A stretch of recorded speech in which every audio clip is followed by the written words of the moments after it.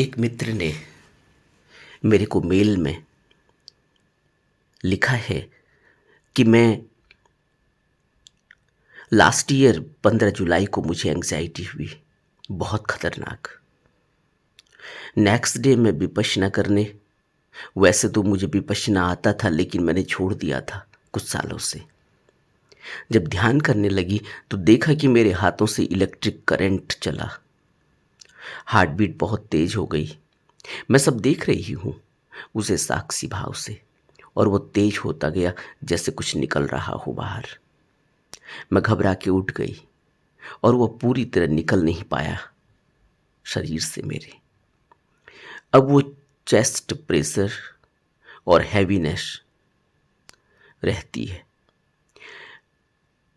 24 घंटे, सातों दिन चेस्ट प्रेशर और हैवीनेस रहती है। सारे टेस्ट करा लिए, चेस्ट का एक्सरे करा लिया, सब नॉर्मल है।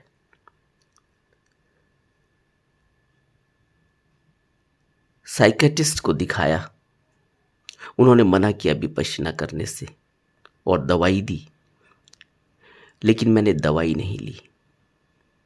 अब मैं इस चेस्ट हैवीनेस से कैसे बाहर निकलूं और अपने आप को शांत करूं? मैं बहुत डरपोक और वीक माइंड हूं। अब यह जो प्रश्न है, इसका संबंध विपश्यना से कितना है और कितना हो सकता है, यह समझने की बात है। इन्होंने विपश्यना शुरू की जब इनको एंग्जाइटी हुई, उससे पहले नहीं की। जब एंग्जाइटी बहुत खतरनाक हो गई, जैसा इन्होंने लिखा है, तब इन्होंने विपश्यना की। और जब एंग्जाइटी होती है, माइंड में प्रेशर आता है, तो क्या होता है यह हम सबको पता है। कहीं ना कहीं मन के अंदर इतना प्रेशर, इतनी ओवर थिंकिंग है जिसका प्रभाव शरीर पर पड़ा है। विपश्यना से भी शरीर पर प्रभाव पड़ता है, विपश्यना से भी हैवीनेस आती है। इसलिए दोनों चीजें देखनी होंगी। अब इन्होंने सारे टेस्ट करा लिए, डॉक्टर की सलाह ले ली, इनको कहीं भी किसी भी प्रकार का शारीरिक प्रॉब्लम नहीं नजर आया। अगर विपश्यना से यह हुआ है तो फिर कुछ भी दवा और यह सब करने की जरूरत नहीं है, क्योंकि शुरू शुरू में ध्यान करने में हैवीनेस आती है। अब पहली बार तो एंग्जाइटी में ध्यान लग जाना, यह भी एक मुश्किल का काम है, क्योंकि ध्यान तो बिल्कुल ही शांत अवस्था में लगता है। एंग्जाइटी जब आती है तब लोग ध्यान करना शुरू करते हैं। हालांकि यह ध्यान की सही शुरुआत नहीं है, लेकिन ज़्यादा से ज़्यादातर लोग ध्यान तभी करते हैं जब एंग्जाइटी होती है, जब टेंशन बढ़ती है, जब डॉक्टर कहते हैं कि ध्यान करो, योगा करो, तब वो शुरू करते हैं। जबकि ध्यान तो मनुष्य की जिंदगी का आधार है, असली पूजा, असली भक्ति, असली उस निराकार तक पहुंचने का, उस कुदरत से जुड़ने का, उस नेचर से, उस अस्तित्व से जुड़ने का तरीका ध्यान ही है। लेकिन ध्यान को हम दो तरह से साकार और निराकार में करते हैं। साकार में जब हम ध्यान करने की कोशिश करते हैं तो पूजा पद्धति के माध्यम से, भगवान की प्रतिमा के आगे। और जब निराकार से हम करते हैं तो हम सिर्फ ध्यान करते हैं, किसी गुरु से दीक्षा लेते हैं, गुरु को आधार मानते हैं, गुरु की शरण लेते हैं, तब ध्यान करते हैं। लेकिन इन्होंने ध्यान एंग्जाइटी में शुरू किया। अब एंग्जाइटी का असर अगर शरीर पर पड़ा होता तो जरूर कहीं ना कहीं डॉक्टर की नोटिस में आता। अभी कहते कि डॉक्टर की नोटिस में कुछ भी नहीं आया, टेस्टों में कुछ भी नहीं आया, लेकिन फिर भी एक अच्छे इंस्टीट्यूट में, अच्छे रिसर्च सेंटर में अच्छे डॉक्टर से कंसल्ट कर लेना चाहिए। अगर कुछ भी नहीं निकल रहा है तो फिर यह मान के चलो कि विपश्यना से तो अगर कुछ ऐसा हुआ है ध्यान करने से तो वो ध्यान करने से ही चला जाएगा।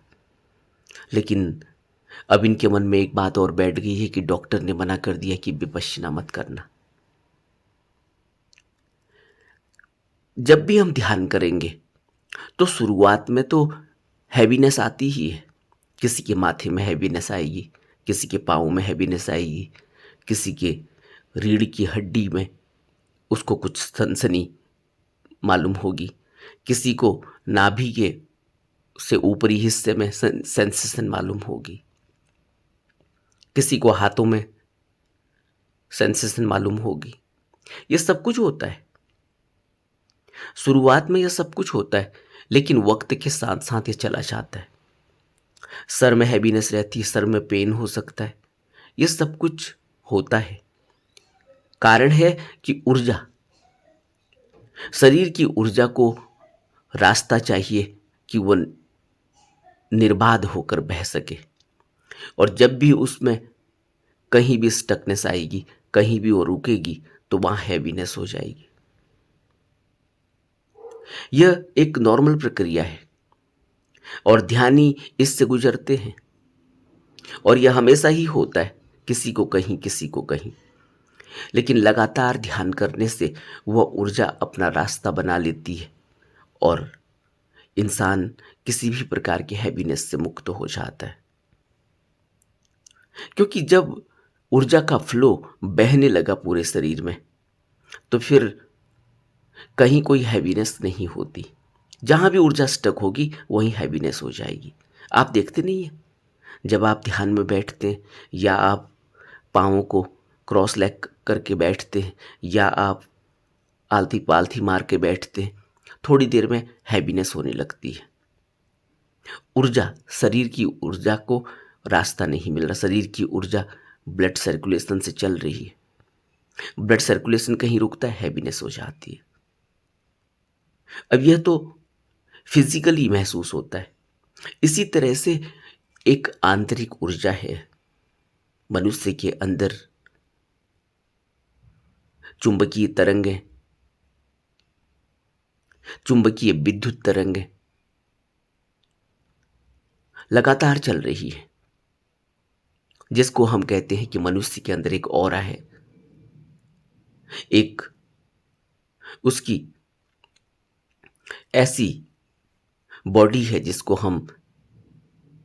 प्रकाश बॉडी कह सकते हैं। वो प्रकाशमान है।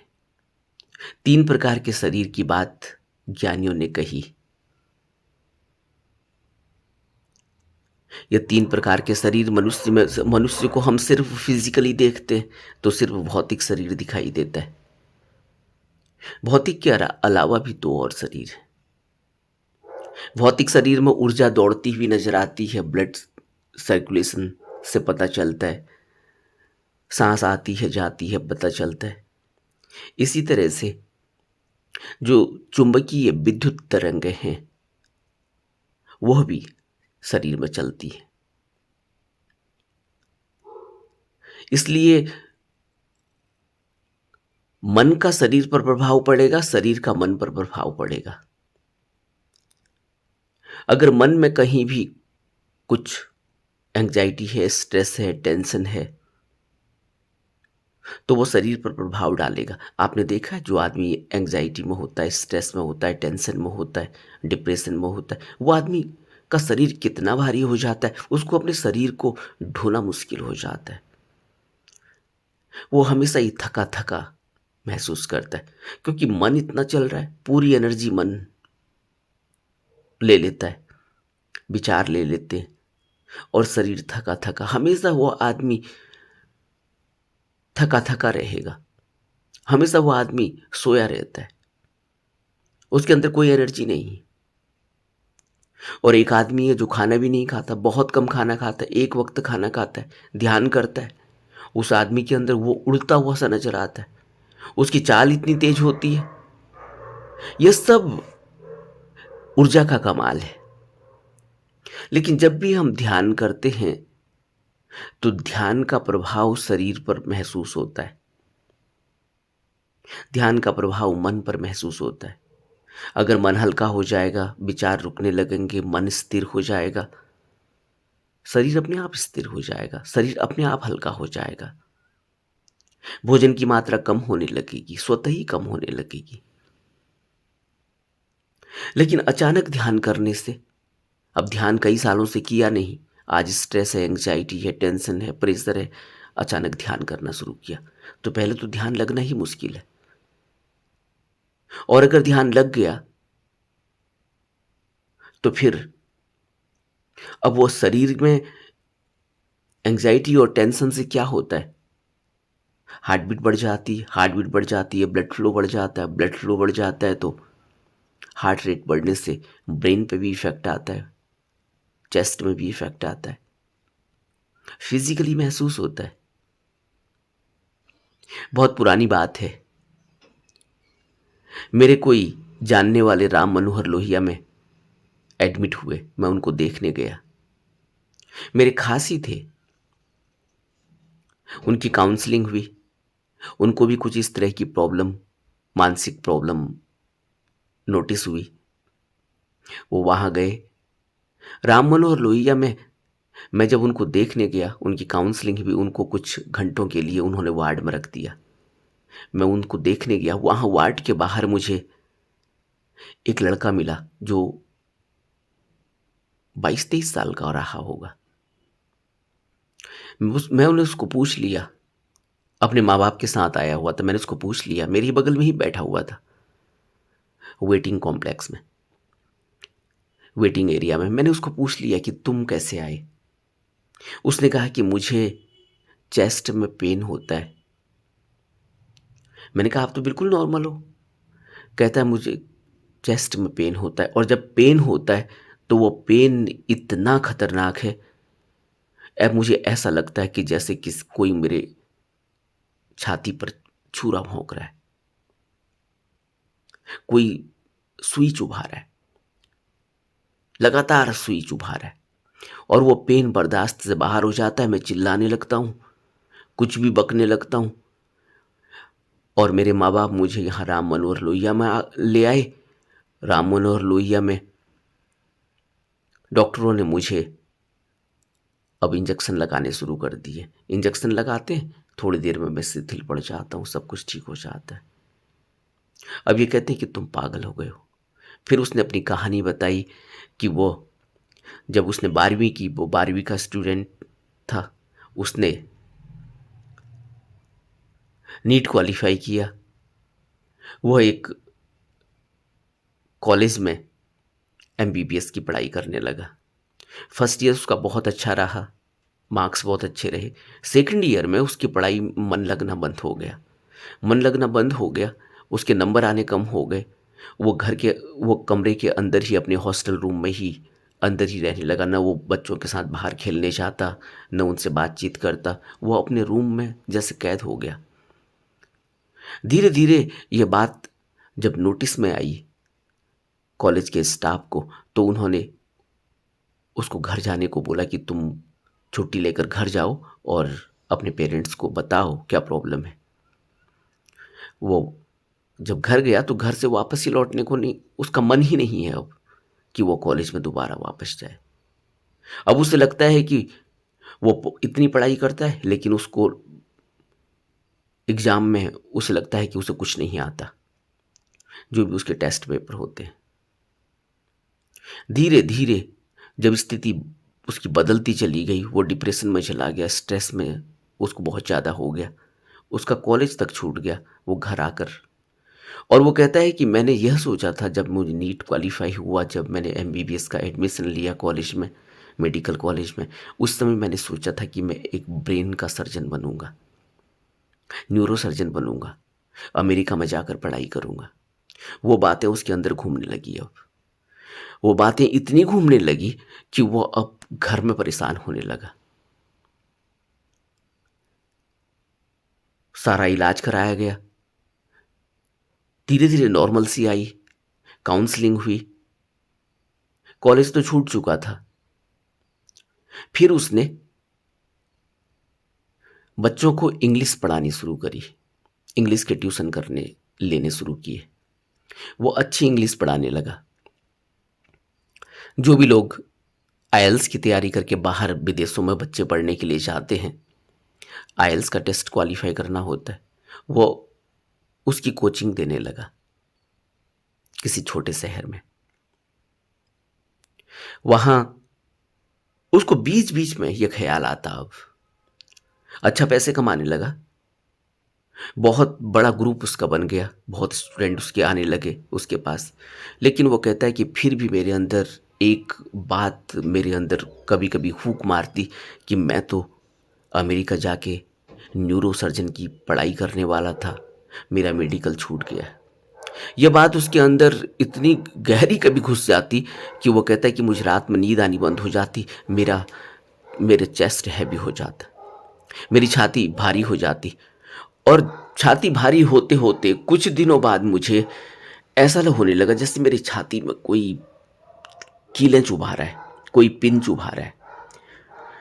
और धीरे धीरे वो पेन इतना ज़्यादा हो गया, अनबेरेबल हो गया।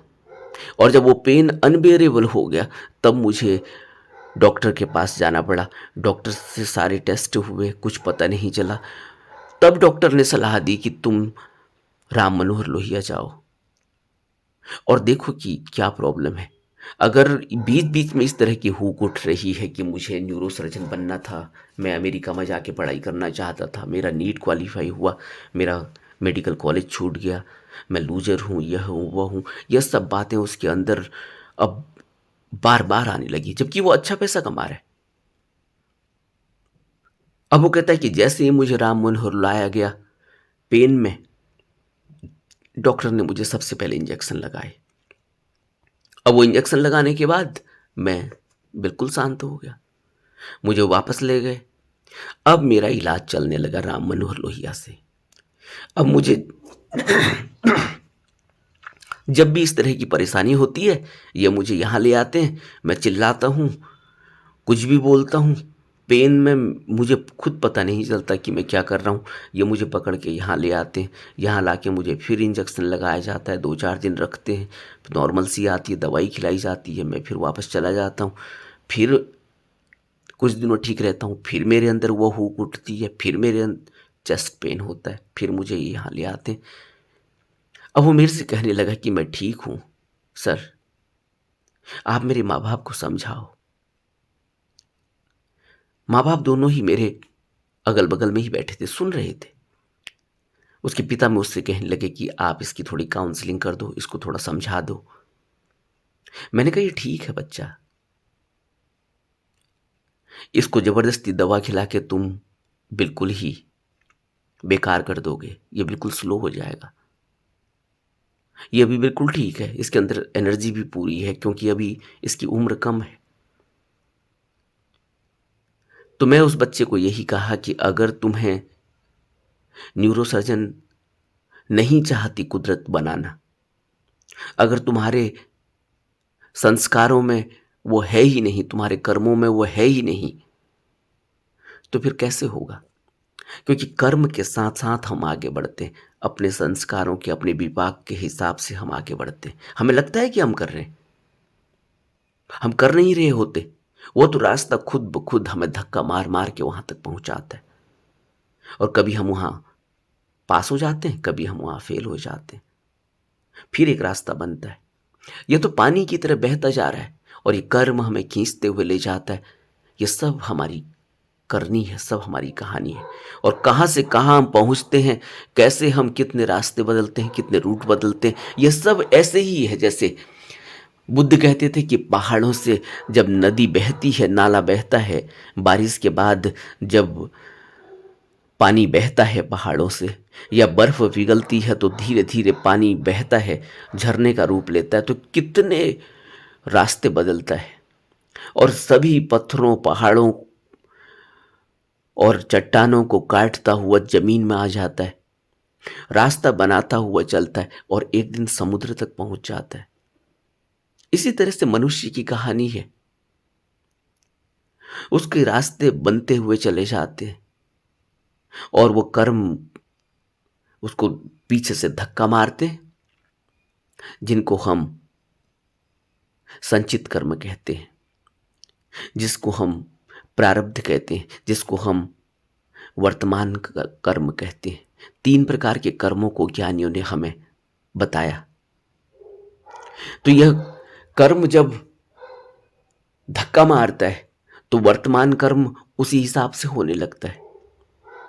लेकिन हमें लगता है कि हम कर रहे हैं, वर्तमान में हमने कोई डिसीजन ले लिया, हमने निर्णय ले लिया, लेकिन पीछे से एक कर्म हमें धक्का मार रहा है। अगर वो कर्म कमज़ोर है तो उसका धक्का ज़्यादा नहीं होगा। अगर वो कमज़ोर नहीं है, अगर वो संचित है, अगर वो प्रारब्ध है, तो वो हमें धक्का मारते हुए उसी तरफ को ले जाएगा और वर्तमान में और कर्म पर कर्म चढ़ते चले जाते। इसी को बुद्ध कहते हैं कि यह भवबंधन से निकलना आसान नहीं। कोई भी व्यक्ति भवबंधन में उलझ गया, वो इस भवबंधन से आज़ाद नहीं हो सकता जब तक कि कोई उसकी तथाता मदद न करे, कब कोई ऐसा उसको न मिले जो बंधन मुक्त हो। और बंधन मुक्त कौन होता है? उसी को हम तथागत कहते हैं, उसी को हम बुद्ध कहते हैं, उसी को हम सद्गुरु सत्पुरुष कहते हैं। वो बंधन मुक्त है और वो बंधन मुक्त ही हमें बंधन मुक्त कर देता है। उसकी शरण में जाकर ही, हमारे अंदर उसके ऑरा में रहकर ही, उसके प्रभाव से ही हमारे अंदर वो जो कर्मों के प्रभाव हैं वो धीरे धीरे हल्के पड़ने लगते हैं। क्या हमने कहानी नहीं सुनी अंगुलीमाल की? और क्या हमने उनकी कहानी नहीं सुनी है? न जाने कितने लोग, कितने इसी तरह के लोग संतों की शरण में पहुंचे और वो कैसे कैसे थे। अजामल जैसा आदमी और पता नहीं कसाई जैसा आदमी जाकर बुद्धों संतों की शरण में बदल गया। वो इसी तरह से बदलता है, उस ऑरा के प्रभाव से बदलता है, उस शरण लेने से बदलता है। फिर वो अपनी मनमानी, अपने कर्मों को, अपने संस्कारों को पीछे छोड़ता हुआ शरण ले लेता है कि जैसा उन्होंने कहा है ठीक है, जैसा वो करेंगे ठीक है, मेरा आप कुछ नहीं। आइडेंटिटी ही अपनी हटा देते हैं। इसको शरण कहा बुद्ध ने, अपनी आइडेंटिटी छोड़ देने को। और हम दुखी हैं क्योंकि हम अपनी आइडेंटिटी बनाना चाहते हैं। हम क्या आइडेंटिटी बना पाएंगे यहाँ? और कौन यहाँ क्या आइडेंटिटी बना पाया है? किसी की भी यहाँ कोई आइडेंटिटी नहीं है। बुद्ध कहते कुछ भी नहीं है, यह मैं जैसा कुछ भी नहीं है, यह सब मैं मिट जाने वाला है। और उन लोगों की कहानियां तो देखो जिन्होंने इस दुनिया में क्या नहीं किया अपना लोहा मनवाने के लिए, और आज वो कहाँ हैं? उनकी हड्डियां भी नहीं है, उनकी हड्डियां भी गल के राख बन चुकी हैं, मिट्टी बन चुकी हैं। और उस मिट्टी को अब हम ठोकर मारते हुए उस मिट्टी के ऊपर अपने पाँवों को रखते हुए चलते हैं। कहाँ गए वो लोग, वो राजा महाराजा जिनके मुंह से निकले हुए शब्द कानून बन जाते थे? कहाँ गए वो लोग? आज उनके खंडहरों पर हम जाकर उन खंडहरों को देखते हैं, वहां उनकी लाशें दबी हुई हैं।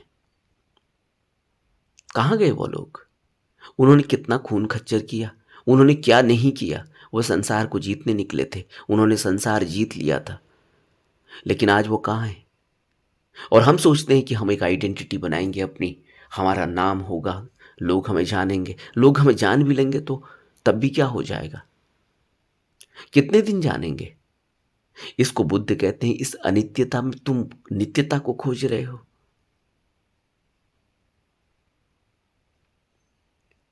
तो यह जो हैवीनेस है ना चेस्ट का, ये चेस्ट की हैवीनेस उसी स्ट्रेस, उसी टेंशन, उसी एंग्जाइटी का प्रभाव है। विपश्यना ध्यान का या किसी भी ध्यान का प्रभाव भी हो सकता है। अगर वैसा है तो अपने से ही चला जाएगा। ध्यान करना नहीं छोड़ना चाहिए, लेकिन ध्यान करेंगे कैसे? हम कहते हैं कि हमने तो ध्यान सीखा, जैसे इन्होंने लिखा है कि मैंने ध्यान सीखा था लेकिन बहुत दिनों से किया नहीं था, फिर मैंने दोबारा स्टार्ट कर लिया। ऐसे ध्यान होता है? ध्यान तो गुरु की शरण में होता है, अपने से थोड़ी ध्यान होता है। आंख बंद कर लेना ध्यान नहीं है। और ध्यान करके फिर हम कहाँ जाएंगे? हमें पता है आंतरिक मंडलों में आंतरिक यात्राएं कैसी होती हैं? कौन वहां हमारी मदद करेगा? हम यहाँ सपनों में तो किस अवस्था में होते हैं? सपनों में हम दौड़ रहे हैं, कोई हमारे पीछे पड़ा हुआ है, क्या हालत हो जाती है हमारी? हमारा शरीर कैसे कांप रहा होता है, पूरा पसीना पसीना हो चुका होता है। और हमारी हार्ट बीट कैसे बढ़ रही होती है, कितना प्रेशर हमारे ब्रेन पर होता है। यह तो तब है जब हम सपने में होते हैं, जब हम सबकॉन्शियस में हैं, अनकॉन्शियस में हैं, तब हमें हमारा अपने ऊपर कोई कंट्रोल नहीं है। तो हम क्या सोच रहे हैं? उन आंतरिक मंडलों में जहां हमारा कोई कंट्रोल नहीं होगा, वहां हम कहाँ जाएंगे? तो ये ध्यान अपने से नहीं होता। ध्यान गुरु की शरण में करना चाहिए। इसीलिए तो बुद्ध की शरण में इतने लोग गए, इसीलिए तो बुद्ध के इतने भिक्षु बने, इसीलिए तो बुद्ध के पीछे लाखों भिक्षु चलते थे, परिवारजक चलते थे। उन सब ने बुद्ध उन सब को बुद्ध ने शरण दी थी, उन सब को बुद्ध ने दीक्षा दी थी, उन सब को बुद्ध ने अपनाया था, उन सब की बुद्ध ने रिस्पॉन्सिबिलिटी ली थी। इसीलिए बुद्ध ने अपने अंतिम शब्दों में आनंद के क्वेश्चन का आंसर दिया। जब आनंद ने पूछा कि क्या अब हमें किसी और शरीरधारी गुरु की तलाश करनी होगी, क्योंकि आप तो शरीर छोड़कर जा रहे हैं। बुद्ध ने कहा नहीं, मेरे भिक्षु को, मेरे शिष्य को अब किसी और शरीरधारी गुरु की आवश्यकता नहीं है। अब उसे अपने दीपक को खोजना चाहिए। अत्तो दीपो भव, यह अपने शिष्य को कहा था। यह साधारण जन को नहीं कहा था, जिनकी उन्होंने रिस्पॉन्सिबिलिटी नहीं ली, जिनको उन्होंने दीक्षा नहीं दी, जिनको उन्होंने स्वीकार नहीं किया था। इसलिए जब गुरु स्वीकार करता है तो एक रिस्पॉन्सिबिलिटी लेता है। जब गुरु स्वीकार करता है तो ऐसा नहीं है कि फिर वो भूल जाता है। हम भूल सकते हैं लेकिन गुरु नहीं भूलता। इसको क्राइस्ट कहते हैं कि मैं तो उन भेड़ों को लेने आया हूं जिनमें निशान लगे हुए हैं, और वो मेरे से जुड़ेंगे, मैं अपने पिता से जुड़ा हुआ हूं, इसलिए वो भी पिता में ही समा जाएंगे, वो भी पिता से जुड़ जाएंगे। जरिया होता है। और हम ध्यान को ऐसे सोच रहे हैं, ध्यान को हमने एक माध्यम बनाया हुआ है, क्योंकि समाज और संसार के अपने तरीके हैं। हमने ध्यान को एक ऐसे उपयोग किया है कि जैसे ध्यान, कभी स्ट्रेस होता है, टेंशन होती है तो तब ध्यान करते हैं। नहीं, ध्यान तो आधार है हमारा। ध्यान के बिना तो हम हैं ही नहीं। क्या करते हैं हम बिना ध्यान के? सोचो तो। हर चीज, हर कोई भी काम हम करते हैं, जब से हमने बचपन से होश संभाला तब से हम जो भी काम करते हैं ध्यान से करते हैं। उस ध्यान के प्रभाव से ही हम उस काम को संपन्न कर पाते हैं। और उस ध्यान में हम कितने डायमेंशंस पे चीज़ों को देखते हैं और सोचते हैं और करते हैं, लेकिन उसके बावजूद भी हम अधूरे रह जाते हैं। क्यों? क्योंकि हमारा ध्यान है ही नहीं।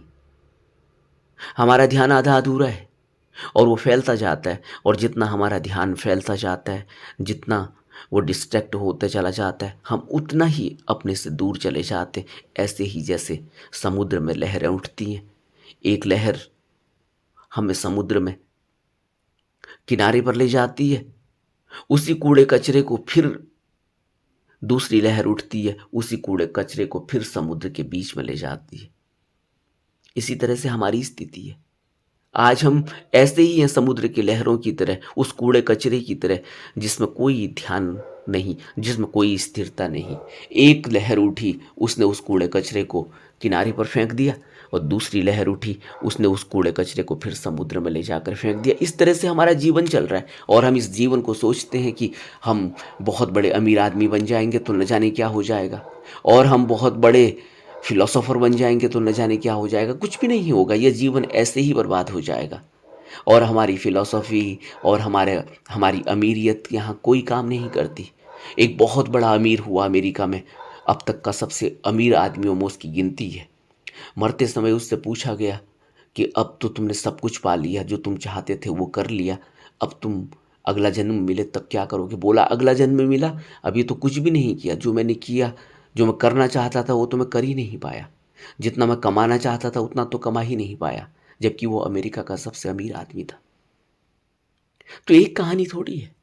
आइंस्टीन जैसा वैज्ञानिक जो सब कुछ, जिसके लोहे को आज हम मानते हैं, जिसका लोहा मानती है दुनिया, जिसके अंदर सोचने और समझने की इतनी क्षमता थी, कहते कि 9 डायमेंशंस पर चीज़ों को देखा करते थे, सोचा करते थे और काम करते थे, वह भी व्यक्ति अपने अंतिम दिनों में जब पूछा गया, अब उनकी बायोग्राफी में ये बात लिखी हुई है, जब उनसे पूछा गया कि अगले फिर जीवन मिले तो क्या भी दोबारा से वैज्ञानिक बनना चाहेंगे, तो उनने कहा नहीं, वैज्ञानिक नहीं बनना चाहूँगा, प्लम्बर बन जाऊँगा, वो ठीक है। तो क्या हुआ? क्या हुआ कि प्लम्बर बनने को आदमी तैयार है, वैज्ञानिक बनने को तैयार नहीं। वह व्यक्ति जिसको इतनी शोहरत मिली, इतना नाम मिला, इतना पद मिला, इतनी प्रतिष्ठा मिली, तब क्या हुआ?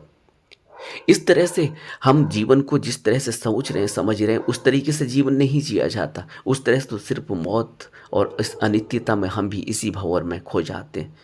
और बुद्धों ने, संतों ने, सद्गुरुओं ने, सत्पुरुषों ने संसार में आकर हमें क्या बताया कि इस जीवन का एक ही उद्देश्य यह है कि ध्यान के जरिए उस स्थिरता को पा लेना, उस बुद्धत्व को पा लेना, उस अपने आंतरिक अवस्था में जाकर आंतरिक स्थिति में स्थिर हो जाना, जहाँ से इस भवबंधन से आज़ाद हुआ जा सकता है, इस जन्म मरण से आज़ाद हुआ जा सकता है, जहाँ से इन कर्मों के पूरे लेखे जोखे को खत्म किया जा सकता है। इसके लिए उन्होंने अभ्यास दिए, हमें तरीके बताए, हमें नियम दिए, संयम दिए, विनय दिए, अनुशासन दिए, शील दिए। ऐसे ही थोड़ी दिए। वो ऐसा थोड़ी है कि हमारे साथ कोई हमको सताना चाहते थे इसलिए हमें सील के नियम दिए हैं, हमें सताना चाहते थे इसलिए हमसे कहा कि अनुशासन में रहो, सुबह जल्दी उठो, कम खाओ, बहुत थोड़ा खाओ, कम से कम सो, ज़्यादा से ज़्यादा ध्यान करो। क्या वो हमें सताना चाहते थे? हमसे क्या चाहते थे वो? तो सारी बात यही है, इनके पूरे उसकी कोई डरपोक होने की ज़रूरत नहीं, कोई इतना वीक माइंड होने की ज़रूरत नहीं है। जीवन तुम्हारा जैसा है वैसा ही जीवन एक बहुत अमीर आदमी का भी है। उसमें बहुत बड़ा फ़र्क मत समझ लेना। वो अमीर आदमी पैसे उसके पास इतने हों भला कि उसे खुद भी पता ना हो, लेकिन उसकी भी हालत बहुत अच्छी नहीं है। वो भी गोलियां लेकर ही सोता है। उसकी हालत बहुत अच्छी नहीं है, उसको भी नींद नहीं आती। उसे भी लगता है कि कोई उसका प्लांट लूट ले जाएगा, उसे लगता है कि कोई उसकी इंडस्ट्री बंद हो जाएगी, उसे लगता है कि कहीं छापा पड़ जाएगा, ईडी की रेड पड़ जाएगी, इनकम टैक्स की रेट पड़ जाएगी। वह भी सुबह से लेकर शाम तक अपने मन को, अपने ध्यान को इसी तरह से बिखराता चला जाता है, और मिलता कुछ भी नहीं है, सब यहीं छोड़कर चला जाता है। तो हमें करना क्या है? अगर डॉक्टर ने हमें यह बता दिया सारे टेस्ट कराने के बाद कि हमें कुछ भी नहीं है, फिर हम टेंशन क्यों ले रहे हैं? हैप्पीनेस जब चली जाएगी चली जाएगी, क्यों परेशान होते हो? आप अपना डेली रूटीन का काम करो, आप ध्यान करो, लेकिन ध्यान अपने से मत नहीं करना चाहिए। हमें कुछ पता ही नहीं ध्यान का। ध्यान में अगर अंदर जाने लगे फिर कौन रोकेगा? फिर कैसे उसमें कोई रेगुलेटर है आपके पास? कोई रेगुलेटर नहीं है। जब तुम्हारा रेगुलेटर नींद में काम नहीं करता, कोई सपना आ जाता है वहाँ काम नहीं करता, तो हम क्या सोचते हैं कि ध्यान अगर लगने लगेगा तो हमारा रेगुलेटर है हमारे पास? कोई हमारा ऐसा माइंड नहीं, कोई हमारे पास इतना कॉन्शियस विल नहीं, इतना कॉन्शियस माइंड नहीं हमारा कि हम उसमें लगाम लगा सकें। तो बेहतर यही है कि गुरु क्योंकि वह मुक्त है और वह हमारी हर स्थिति को जानता है, भांपता है, देखता है। वो हमारी हर प्रोग्रेस को देखता है, वो हमारे हर स्टेप को देखता है। ऐसी थोड़ी कोई गुरु दीक्षा दे देता है तो फिर वो कहता है कि जाओ अब तुम जो मर्जी करो, ऐसा नहीं है। जब गुरु दीक्षा देता है तो आपको अपना लेता है, फिर आपके हर कृत्य पर उसकी नज़र है, आपके हर कृत्य पर, हर स्टेप पर उसकी नज़र है। आप क्या अच्छा कर रहे हो फिजिकली, आप क्या अच्छा कर रहे हो इमोशनली, आप क्या अच्छा कर रहे हो भावों में, आप क्या अच्छा कर रहे हो विचारों में, आप क्या कृत्य कर रहे हो मन से, आप क्या कृत्य कर रहे हो शरीर से, सब कुछ पता है उस बुद्ध को, उस गुरु को, उस सद्गुरु को। इसीलिए तो बुद्ध देख कर बता देते हैं सामने खड़े हुए व्यक्ति को कि कहाँ से इसकी यात्रा कहाँ की है, कहाँ से आ रहा है। जन्मों जन्मों की यात्रा को बता देते हैं, ऐसे ही थोड़ी बता देते हैं। वो सब यात्रा इसीलिए बताते हैं क्योंकि वो त्रिकालदर्शी हैं, वो भूत देखते हैं, वो भविष्य देखते हैं, वो वर्तमान देखते हैं। इसलिए वो नियंता हैं, इसलिए वो नियंत्रण करता है, इसलिए वो शिष्य को उसके कर्मों के हिसाब से, उसके संस्कारों के हिसाब से उससे ध्यान करवाते हैं, उससे सेवा करवाते हैं, उसके पूरी मेंटल स्टेट को बदलते हैं, उसको ऐसा माहौल दिया जाता है। यह हमें बुद्धि से समझने वाली बात नहीं है, यह बुद्धि से समझ में नहीं आएगा। इसीलिए तो बुद्ध ने कह दिया कि जो रहस्य मुझे मिला है, जो ज्ञान मुझे मिला है, यह इतना अद्भुत है, यह इतना रहस्यों से भरा हुआ है कि इसको समझेगा कौन साधारण आदमी। क्योंकि साधारण आदमी तो यहाँ काम वासना से, तृष्णा से लिप्त है, वो तृष्णा में दौड़ रहा है, वो काम वासना में लिप्त है, उसे संसार के सारे भोग इतने सुखदायी प्रतीत होते। कौन इस रहस्य को समझेगा, कौन इस ज्ञान को समझेगा, कौन इस अद्भुत रहस्य को समझेगा। लेकिन उसके बावजूद भी वो कहते हैं कि जिसके अंदर श्रद्धा जमी, जिसके अंदर भक्त विश्वास पैदा हुआ, जिसके अंदर लगन पैदा हुई, जिसके अंदर थोड़ी सी भी श्रद्धा पैदा हुई, वही मार्ग पर चल पाएगा। तो यह कोशिश करें कि ध्यान से भी भारीपन आता है।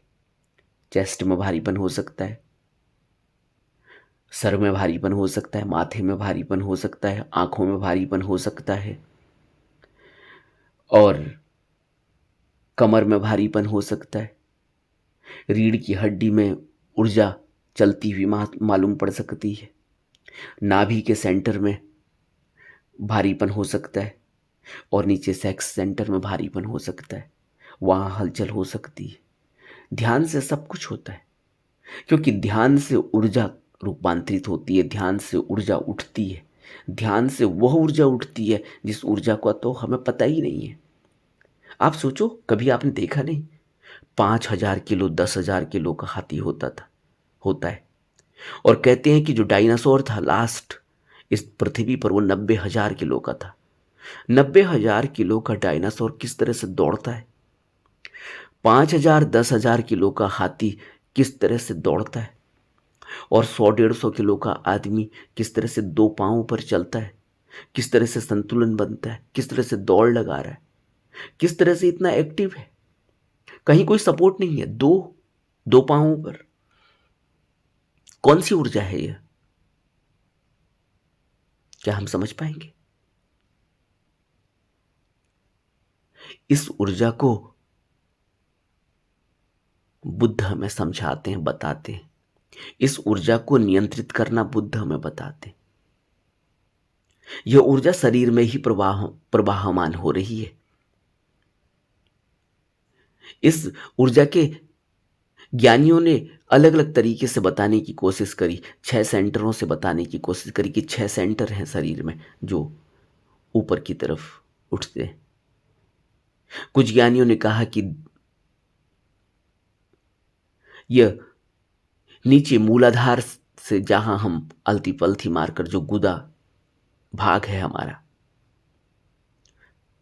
जो हमारा नीचे दो हिप्स के बीच में जो सेंटर है, वहां से लेकर हमारी जहां चुटिया होती है सर में, वहां तक सेंटर है। ये सब ऊर्जा के सेंटर है और इनमें ऊर्जा प्रवाहमान होती है नीचे से ऊपर को, ऊपर से नीचे को। यह ऊर्जा प्रवाहमान होती है तब मनुष्य दो पांवों पर चलता है, दौड़ता है। सोचो तो जरा, हुसैन बोल्ट के बारे में हमने सुना है, सबसे तेज धावक उसे अब तक माना जाता था। कैसे दौड़ता होगा दो पांवों पर, कैसे इतना बैलेंस और इतनी रफ्तार, इतनी ऊर्जा। ये सब विद्युत तरंगे हैं। इसको हमें विपश्यना में समझाया और बताया जाता है, लेकिन ये हमारा अनुभव थोड़ी होता है।